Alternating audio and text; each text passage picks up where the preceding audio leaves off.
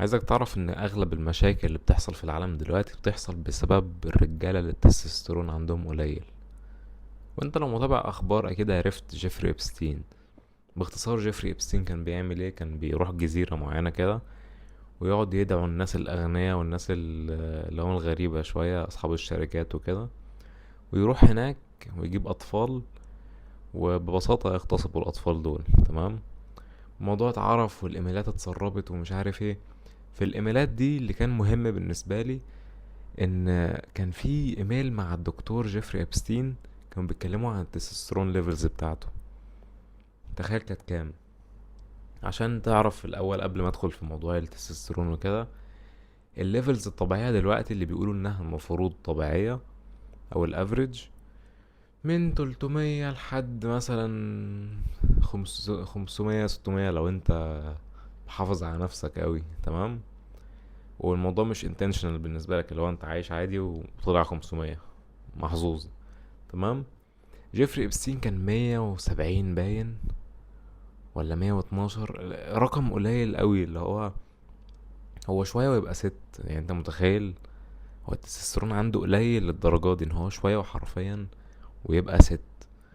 المشكلة هنا مش في جيفري ابستين، المشكلة هنا ان في الايميلات برضو كانوا بيتكلموا في موضوع ان هم عايزين يخلوا التستوستيرون ليفلز عند كل الرجالة اللي في الكوكب قليلة. والموضوع ده اتعمل بكذا طريقة. واحدة من الطرق دي هو انتشار البلاستكس حوالينا كلنا. وقبل ما ندخل في موضوع البلاستكس لازم اقول لك، يعني انا كلمتك دلوقتي في الليفلز الافريج دلوقتي اللي هي من 300 لحد 600 700، ودي مش منطقية، دي مش حقيقية، لان زمان كان الافريج تقريبا من سن 20 مثلا لحد اواخر التلاتينات، اواخر العشرينات، اواخر التلاتينات، كنت بتلاقي رجالة كتير فوق الالف تستوستيرون. وانا اقدر اقول ان السويت سبوت فعلا 1000 لحد 1500 مثلا. المشكلة هنا ان الليفلز دي ما عادتش ممكنة بشكل طبيعي دلوقتي، لان انت البيئة بتاعتك كلها مسممة. يعني انا ممكن اعمل فيديو ممكن يقعد 5 ساعات اتكلم فيه عن فكرة ايه الحاجات اللي بتقلل التستوستيرون بتاعك في البيئة بتاعتك، حاجات كتير جدا. والغلط اللي الناس كتير مش عارفاه، التستوستيرون بس مش بيتأثر بالبيئة، التستوستيرون بيتأثر بتفكير البني آدم. انت لو تفكيرك لو تيست فانت هتبقى لو تيست، الموضوع منطقي. لو تفكيرك هاي تيست بتبقى هاي تيست. وانا هتكلم عن موضوع التفكير، وهتكلم كمان عن انك تاخد تستوستيرون من بره، بتحقن تستوستيرون حرفيا زي البودي بيلدرز وكده، هتكلم عليه برضه. فانا شايف ان الفيديو ده مهم لاي، يعني لاي راجل ممكن يشوفه. الفيديو ده مهم جدا لان مفيش حد بيتكلم عن الموضوع ده. اغلب النصايح اللي انت بتسمعها ايه؟ نام كويس، نام 8 ساعات كل يوم، كل كويس، اتمرن، خد السبلمنت اللي شركتي بتبيعه. مش منطقية، فاهمني؟ حاجات مش منطقية وحاجات ما عادتش بتشتغل، حاجات اصلا تعتبر عبيطة. يعني انت لو بني ادم عاقل شوية تعرف ان ده عبط. المهم ندخل في الموضوع على طول. لو انت مقتنع بالفكرة وشايف انك مهتم بالموضوع وكده، الفيديو ممكن يطلع طويل شوية على حسب ما انا اتخيل، بس هو يستاهل. ندخل في الموضوع. في دراسة اتعملت في تقريبا 2000 وهي اتنشرت 2015 باين ولا 2016 او حتى قبل كده، مش فاكر الصراحة. الدراسة دي كانوا بيقولوا فيها ايه؟ كانوا بيتكلموا فيها ان ليفلز التستوستيرون بتقل كل سنة تقريبا 1%. يعني نفترض ان في ناس في 1920، ماشي، عملوا دراسة ليهم او عملوا زي تحليلات ليهم، لقوا ان الافريج بين الناس دي كلها حوالي نقول 700 نانو جرام لكل ديسيليتر، ودي الوحدة بتاعة التستوستيرون. نقول 700 التستوستيرون بتاعهم 700، ماشي، الافريج لكل المجموعة اللي عندهم 20 سنة اللي اختاروهم، ماشي. نفترض ان هما جم بعد 50 سنة، 1970، عملوا نفس الدراسة تاني. بس الموضوع يعتبر irrelevant شوية لان انا بتكلم عن تاريخ قديم، فنفترض ان التاريخ الاصلي اللي هتكلم عليه 2015، ماشي. عملوا تحليل ناس التستوستيرون بتاعهم كام، طلع 500 مثلا. والناس دول كان عندهم 20 سنة. لكل ايدج جروب كل سنة بيقل 1%. اتمنى انك تكون فاهم. هتفهم دلوقتي. بعد 50 سنة من 2015 لقوا ان الليفلز بتاعه التستوستيرون للجروب اللي عنده 20 سنة مش نفس الجروب اللي هو ناس تانية عندهم 20 سنة في 2065، اللي هو بعد 50 سنة من 2015. تمام. لقوا ان الليفلز دي قلت 50%، او هيلاقوا ان الليفلز قلت 50% لان التستوستيرون بيقل 1% لكل ايدج جروب كل سنة. تمام. ودي دراسة قديمة. المشكلة هنا ايه دلوقتي؟ ان دي دراسة قديمة. هتقولي طب وايه يعني يا زياد، دراسة قديمة لسه ممكن ناخد بيها. ماشي، انت لسه تقدر تاخد بيها، بس ما عادتش relevant بالنسبة لنا. الدراسة الجديدة بتقولك ايه؟ بتقولك ان التستوستيرون بيقل كل ايدج جروب من 2.5 لحد 5% كل سنة. انت متخيل المصيبة؟ مش كل سنتين، مش كل 3 سنين، كل سنة. كل سنة التستوستيرون بيقل من 2.5 ل5%. الرقم مرعب، الرقم رقم غريب. انت دلوقتي في الدايرة بتاعتك وحواليك ممكن تلاقي الناس التستوستيرون بتاعهم 100 200 عادي. بالذات انتشار الاكل المصنع والحلويات والشوكولاتات والحاجات دي، الموضوع بقى منطقي جدا. الموضوع بقى حاجة عادية، حاجة عادية انك تلاقي واحد دلوقتي التستوستيرون بتاعه 100 200 300 400. المشكلة ايه؟ ان انت لو رحت حللت هيقولك التستوستيرون ده 400 قشطة، انت تمام، ما عندكش مشكلة. الموضوع ده غلط، لان يا جماعة التستوستيرون بس مش هو مجرد هرمون جنسي. التستوستيرون هرمون للحياة. بالنسبة ليك كراجل يعني هرمون حياة، لان انت بتجيب الموتيفيشن منه، وتجيب الديسيبلين منه، وتجيب طريقة التفكير منه، شخصيتك نفسها، الطريقة اللي انت بتقدم بيها نفسك ليها علاقة كبيرة جدا بالتستوستيرون بتاعك. لان الفرق بينك وبين الست هو الليفلز بتاعت التستوستيرون عندك. انت لو التستوستيرون عندك قليل فانت مفيش فرق بينك وبين الست يعني. انتوا الاتنين عندكم ما عندكمش حاجة تقدموها. فاهمني؟ طب ايه المشكلة هنا؟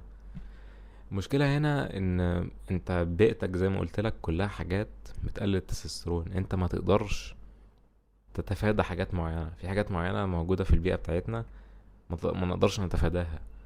فانت يعني بجد الموضوع معقد لدرجة ان انا مفيش حاجة معينة اقدر اقولها لك حل سحري للموضوع. بس انت لو قدرت تفهم الفيديو كويس، لو قدرت تفهم الحاجات اللي انا بتكلم عليها في الفيديو كويس، ممكن الموضوع يبقى احسن بالنسبة لك. اول حاجة هتكلم عليها هي انتشار البلاستيكس في البيئة بتاعتنا. القلم ده بلاستيك، المايك بلاستيك، المكتب بلاستيك. هو المفروض خشب بس هو اصلا بلاستيك. ايه تاني؟ انا متأكد ان الكنبة اللي انا قاعد عليها اصلا الماتيريال بتاعها من حاجة بلاستيك، بوليستر، الحاجات دي. البطانية ممكن تبقى بلاستيك، الدمبلز بلاستيك، المروحة بلاستيك، المكمل بلاستيك، الهاند جريب بلاستيك. ايه تاني؟ حرفيا كل حاجة بلاستيك. المهم ندخل في الموضوع. انتشار بلاستيك ايه مشكلته؟ في دراسة قديمة برضو اتعملت في 2010 في الحدود دي. لقوا ان الانسان بيستهلك تقريبا، عارف الكريدت كارد او اي كارت، يعني انت بتستهلك الكارت ده في اكلك. اصل هشرح لك الموضوع من البداية عشان انا ممكن ما تكونش عارف الموضوع. انت لما تروح تشرب في ميه بلاستيك مثلا، او تاكل اكل كان متغلف ببلاستيك وكده، البلاستيك ده بيخش في جسمك.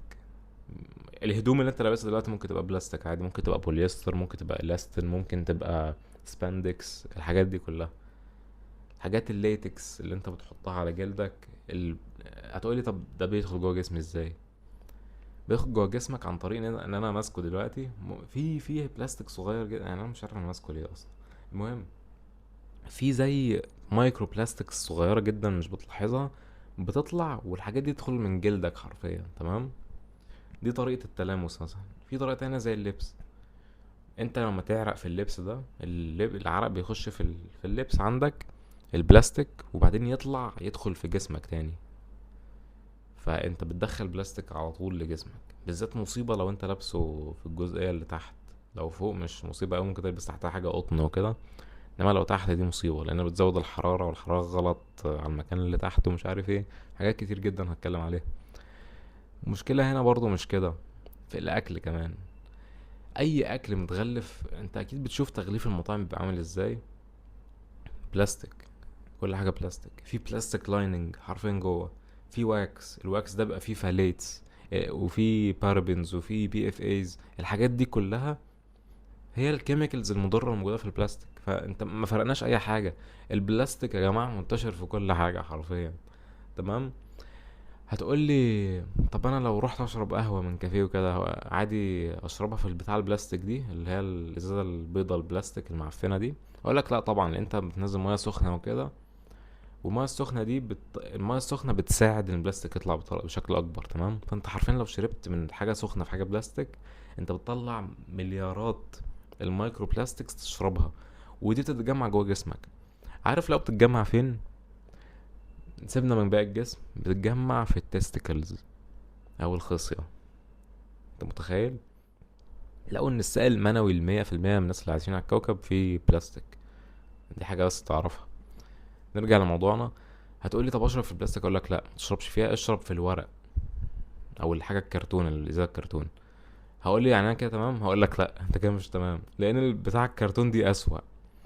عايز اتخيل ان انت جبت ورق ولا كرتون وحطيت فيه ميه سخنه او ميه عامه، هتلاقي بعد كام دقيقه الكرتون بدأ يسيح كده عشان الميه بتدخل فيه، وبيقع كده على نفسه، لان الميه بوظته من الاخر. الكوبايات الكرتون اللي في الكافيهات وكده مش بتتأثر ليه؟ عايزك تتخيل ايه اللي بيحصل. اللايننج اللي جوه بلاستيك.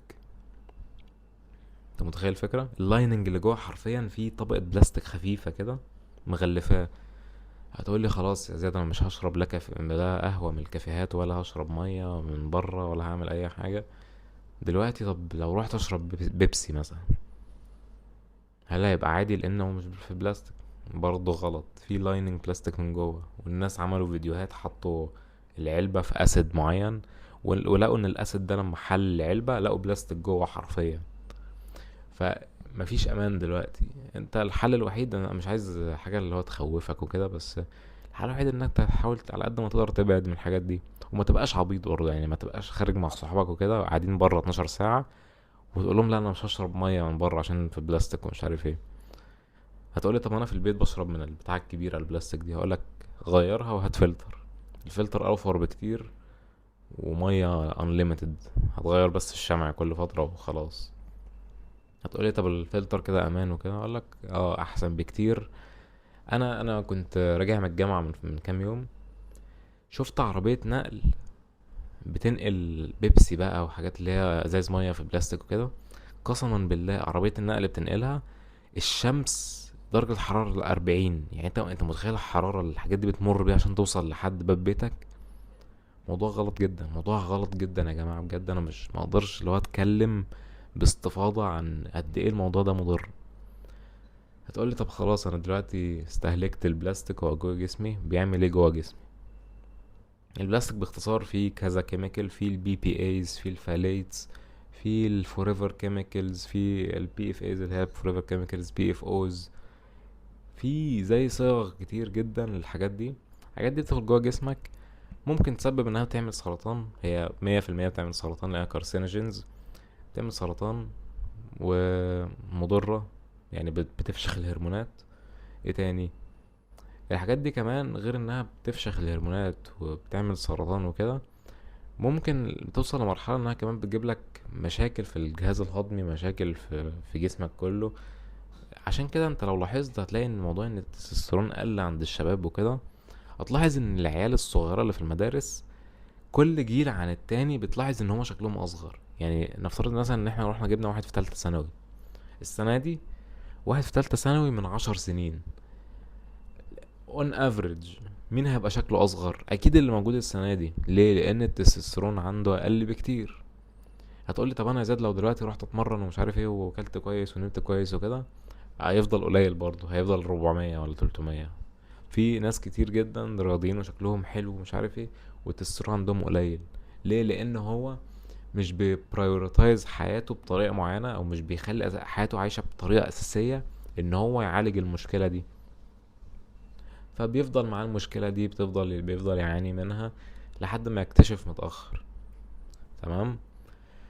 انا قلت لك ان في دراسة اتعملت لقوا ان الانسان بياكل كريدت كارد من البلاستيك، او جسمه بيدخل فيه تقريبا كريدت كارد، او زي عارف الكارت بتاع النادي او الكارت بتاع البنك وكده، بيدخل جسمه حرفيا كريدت كارد ده كل سنة.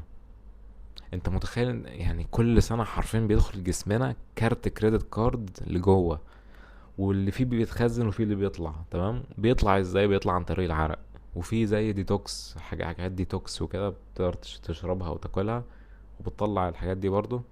زي التمر الهندي مثلا، التمر الهندي اللي هي الفاكهة نفسها، انت لو كلتها وكده بتفلتر المايكرو بلاستكس. قالوا انها ممكن تفلتر المايكرو بلاستكس، وقالوا كمان انها ممكن تفلتر الفلورايد من المخ. الفلورايد ده زي هيفي ميتال معين بيستخدموه في معجون السنان، وبيستخدموه في المية دلوقتي وحاجات كتير. ما معرفش لازمته ايه الصراحة، بس هو بيستخدم ومضر للبشر يعني، وبيخلي الاي كيو قليل. يعني انت اي population عايز تخليه غبي استخدموا الفلورايد كتير. الفلورايد حرفيا بيروح يترسب في المخ وبيخليه اغبى. يعني انت لو بتصحى كل يوم عايز تبقى جود بوي وكده، تروح تغسل سنانك بمعجون سنان كله فلورايد، فانت بتخلي نفسك على ممكن 20% 25% اغبى. ودي حاجة وحشة جدا. نفترض انك دلوقتي عايز تتخصص في كارير معين في حياتك. الكارير ده غالبا هيعتمد على ذكائك ومخك، ايا كان بيزنس، ايا كان مذاكرة، جامعة، مدرسة. كل ده هيعتمد على مخك بيشتغل ازاي وانت عايش ازاي. انت لو 25% اغبى، فانت هتعمل 25% فلوس اقل، هتعمل 25% نتائج اقل. انت هتبقى اقل في كل حاجة. انت فاهم الفكرة؟ عشان كده بلاش فلورايد. حاول ديتوكس الموضوع ده كله. ماشي. أه. فاكر انت الدراسة اللي قلتلك الكريدت كارد وكده؟ الموضوع ده من زمان برضو. عايزك تفهم ان البلاستيك. هسألك سؤال الاول. تتوقع ان صناعة البلاستيك زادت اخر سنتين ولا من 10 سنين؟ ايه اللي بينتج بلاستيك اكتر؟ 50% من البلاستيك اللي موجود على كوكب الارض اتعمل في اخر سنتين. هل انت متوقع ان نفس الدراسة دي اللي كانت من 10 سنين ولا من 15 سنة نتيجتها نفس النتيجة اللي موجودة دلوقتي؟ اكيد لا. عملوا دراسة تانية لقوا ان البلاستيك اللي بيدخل جسم الانسان، اللي هو زي حجم كريدت كارد، ما لقوش ان هو بيدخل كل سنة. 10 شهور يا زياد، 6 شهور، 7 شهور،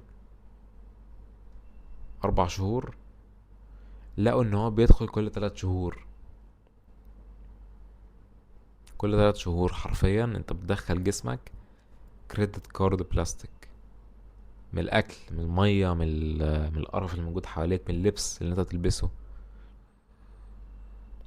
انا كنت اتمنى ان دي تبقى الحقيقة. لقوا فعلا ان هي بتدخل جسمك كريدت كارد بلاستيك كل اسبوع. كل اسبوع بيدخل جسمك كريدت كارد بلاستيك. انت متخيل الفكرة؟ كل اسبوع. زمان كانت كل سنة، دلوقتي كل اسبوع. واحد هيسألني بتدخل ازاي؟ ما انا قلت لك من المية، من الاكل، من اللبس اللي انت تلبسه لو اللبس بلاستيك. عشان كده البس قطن، ما تلبسش بلاستيك يعني. ده قطن. المهم، انت متخيل كل اسبوع بيدخل جسمك كريدت كارد بلاستيك؟ انت يعني عندك فكرة الموضوع ده بيعمل انفلاميشن قد ايه في الجسم؟ عندك فكرة الموضوع ده بيفشخ الهرمونات قد ايه في الجسم؟ سيبك من التستوستيرون، سيبك من الحاجات دي كلها. انت كل هرمونات جسمك بتبوظ. الثيرويد هرمونز بتبوظ، هرمونات الثيرويد جلاند او الغدة الدرقية بتبوظ. معدتك بتلتهب من البلاستيك اللي بيدخل كل شوية ده. حاجات كتير في جسمك بتتبهدل واحنا اصلا ما نعرفش. انت متخيل؟ يعني مفيش سبب. بتعمل سرطانات. الموضوع بقى غريب وبقى منتشر. المشكلة الحل براين جونسون، لو تعرفوا الراجل اللي قعد يصرف 2 مليون كل سنة عشان يطور من جسمه ويريفرس الايدجنج بتاعه، يعكس كبر سنه. هو نجح في الموضوع ده شوية يعني، بس شكله غريب وهو حمار لسه بيعمل حاجات غلط كتير. لقوا من فترة ان هو جاله مرض مناعي اسمه اوتو اميون جاسترايتس، مرض مناعي في المعدة. معدته بتاكل نفسها. وهتقولي ليه؟ هو كذاب، مش عشان هو حياته كان فيها تروما ومش عارف ايه. عشان ببساطة هو حمار ونباتي، وانك تبقى نباتي ده بيخلي تستوستيرونك تحت 100 اصلا، وهو بقى بياخد تي ار تي اصلا اتوقع. ماشي، يعني بيحقن تستوستيرون من بره.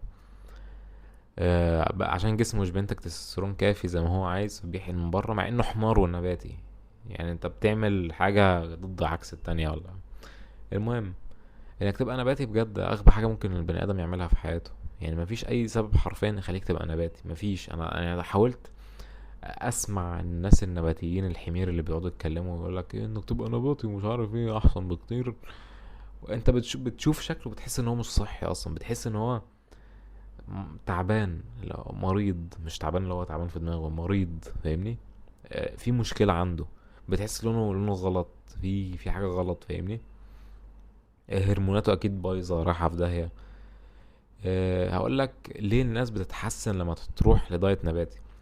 انت بتروح من انك بتاكل اكل مقلي وحاجات خرا وحاجات كده، وتاكل خضار وفاكهة ومش عارف ايه، اكيد صحتك هتتحسن. انت ما وصلتش للبوتنشال بتاعك، بس اكيد هتتحسن. أنت فاهم الفكرة؟ هي دي الفكرة، بس هي دي الفكرة، انك انت كنت بتعمل حاجة غلط وما عدتش بتعملها، بتعمل حاجة غلط اكتر، بس حاجة غلط دي مش في نفس مستوى حاجة غلط اللي فاتت. بس انك تاكل لحمة وكده، الموضوع ده هو الاوبتيمال، هو دي الحاجة اللي انت لازم تعملها كراجل او كانسان عامة. المهم نكمل موضوعنا. براين جونسون قدر يتخلص من البلاستيك اللي في جسمه ازاي؟ خليني اقول لك، بس اول حاجة استخدامك للبلاستيك مش هو السبب. البلاستيك دلوقتي موجود في الجو. راحوا للناس indigenous people في غابات اللي هي القبائل اللي في افريقيا المنعزلة على العالم وكده، لقوا برضو ان هم عندهم بلاستيك. ليه؟ المياه اللي بيشربوها اكيد اتلوثت، الهواء اتلوث، البلاستيك حرفيا موجود في الهواء. لو في حاجات حرقت بلاستيك، المايكرو بلاستيكس دي بتطير في الهواء وانت بتنفسها، تدخل في الرئة، تدخل على الدم. انت متخيل الفكرة؟ المهم تخلص منها ازاي؟ عمل ساونا.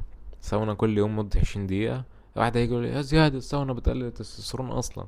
ماشي، ما هو برضو قال في الفيديو حط تلج ولا حاجة على التستيكلز وكده عشان الحرارة ما تترفعش. بس ده الحل. لقى ان الساونا حرفيا خلصته من المايكرو بلاستكس اللي في جسمه كلها. لقى ان السائل المنوي عنده مفهوش اي بلاستيك خالص. عمل تحليل، لقى ان مفيش اي مايكرو بلاستيك صغيرة. وجماعة انا عملت فيديو قلت فيه مش عارف البلاستيك موجود في التستيكلز ومش عارف ايه لازم نتخلص منه وكذا كذا كذا. في حمير بيدخلوا في الكومنتات بيقولوا طب هخش ساونا عشان اسيحه.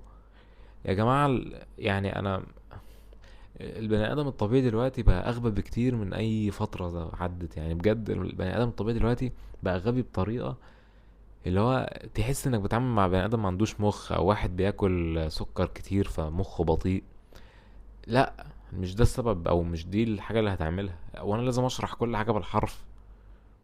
مش منطقي الموضوع. يعني لو جه فضائيين كوكب الارض ممكن يصنفوا البني ادم الطبيعي اللي بيفكر على البني ادم الغبي اللي هو البني ادم الطبيعي دلوقتي، ممكن يصنفوهم على انهم اللي هو فاهمني سبيشيز مختلفة. ممكن حرفيا اللي هو ناس مختلفة اصلا، ده حيوان وده انسان، او انت فاهم الفكرة. فلا، انت مش عشان تسيح، عشان تعرق، والعرق بيطلع البلاستيك من الجسم. وانا قلت ده في الفيديو، بس لازم يخش يستظرف. فاحنا في مصيبة دلوقتي، وهتكلم دلوقتي عن التي ار تي، انك تحقن تستوستيرون وكده. طبعا دي مش ميديكال ادفايس، انا مش بدي ميديكال ادفايس، انا بس بناقش الموضوع تمام عشان ما حدش ياخد الموضوع بجديه وكده. انت تعمل الريسيرش بتاعك، انت تشوف الريسيرش بتاعك، ولو انت عايز تعمل موضوع حاجه ترجع لك، أنا ماليش دعوه. المهم التي ار تي الفكره فيه ان لقوا دلوقتي ان الشباب مش بينتجوا تستوستيرون كفايه، او لما واحد كبير في السن مش بينتج تستوستيرون كفايه، فالدكتور بيديله حاجه اسمها تي ار تي، او تستوستيرون ريبليسمنت ثيرابي.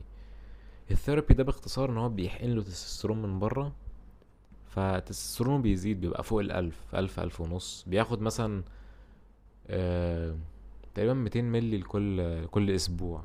ياخد 200 ملي أو 150 ملي، تمام، تستوستيرون. والموضوع فعلا بيظبط، الموضوع فعلا نتائج خرافية، بترجع ليفل طبيعي تاني. أي حد كبير في السن لازم يعمل الموضوع ده، لأن الموضوع بيفرق أوي معاه. ومش الكبار في السن بس، لقوا إن الشباب برضو عندنا تستوستيرون قل أوي يا جدعان. التست عندنا بقى قليل أوي أوي. انك تبقى 700 مش حاجة كويسة. يعني الناس زمان كانوا 1000 ونص اللي في سنك، فانت بتحط نفسك في ديس ادفانتج كبيرة قوي انك تعمل الموضوع ده. وانك تبقى 300 هتزيد هتبقى 700 عادي، لان انت اصلا الليفل الطبيعي بيتغير على حسب الايام. انت لو تعبت بكرة هتروح من 1000 ل 300 عادي، انما الليفل لما تحقن وكده بيفضل زي ما هو مبيتغيرش. فاهم الفكرة؟ وانا برضو مش برجحك انك تروح تحقن، انا ماليش دعوة، انا بناقش الموضوع، انا بدور عليه عشان لما اكبر شوية وكده، لما اكبر في السن ابقى اشوف افكر اكتر في الموضوع، فاهمني؟ انا بس بناقش الموضوع، مش عايز حد حمار يدخل يقول لي انت بتشجع الشباب ان هم يحقنوا تستوستيرون ومش عارف ايه. انا مش بشجع حد، انا بس بتكلم.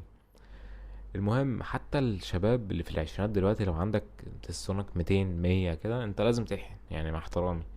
لان مفيش اي حاجه ممكن تعملها هتطلعك لليفل كويس. هتطلع كام؟ هتبقى 700، استفدنا ايه؟ مفيش اي حاجه اتغيرت.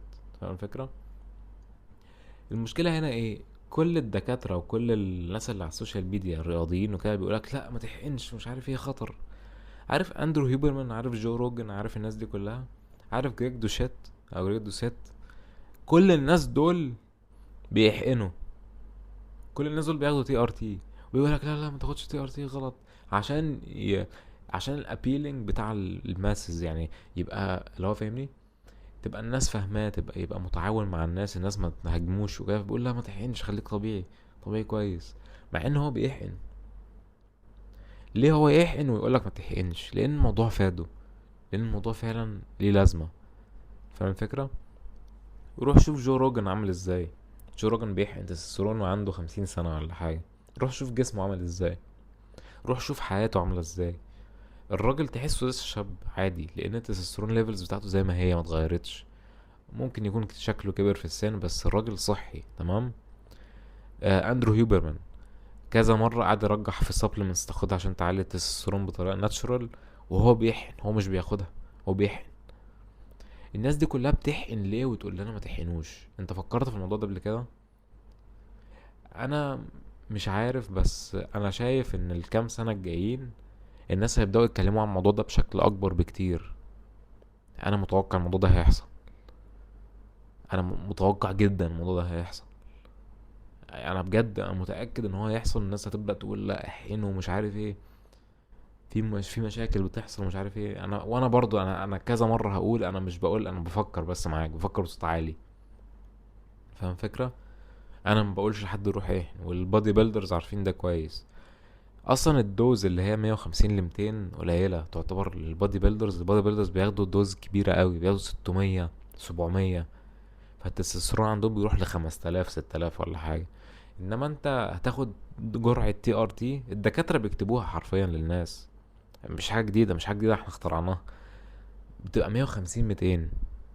فدي قليله قوي. وحتى السايد افكتس، الناس اللي سمعتهم بياخدوا الحاجات دي ما فيش حد منهم قال ان في اي سايد افكتس قوي. هل انا لما اكبر في السن شويه هفكر فيها؟ اكيد 100%. لما ابقى مثلا قبل التلاتينات او في التلاتينات وكده اكيد هفكر في الموضوع، لان مفيش. اصل شوف اقولك حاجه، انت كل حاجه حواليك دلوقتي يعني، انا مش عايز اتكلم على الحاجات الكتير اللي في البيئه بتاعتنا بتقلل التستوستيرون وكده. بس اعرف اي كيميكال بيقلل التستوستيرون يعني، لو حطها قاعده لنفسك انت تلاقي فعلا صح. الغسيل اللي بتغسل بيه الهدوم بتاعتك بيقلل التستوستيرون، الصابون بتاع المواعين بيقلل التستوستيرون، اسمه ايه، المعجون السنان بيقلل التستوستيرون. كل الحاجات دي حرفيا بتفشخ التستوستيرون. فانت هنا نعمل ايه؟ نحاول اللي هو نوبتمايز اللايف ستايل بتاعنا شويه، ان نحاول فاهمني اللي هو نمشي الدنيا شويه، لان الموضوع بقى بايظ فاهمني. بس وده اللي عندي النهارده. اتمنى الموضوع يكون فادك، واعرف دايما ان انا في صفك، انا مش ضدك، انا بنقل المعلومه بشكل مناسب عشان تتعلم وعشان تستفيد. وبس كده، سلام.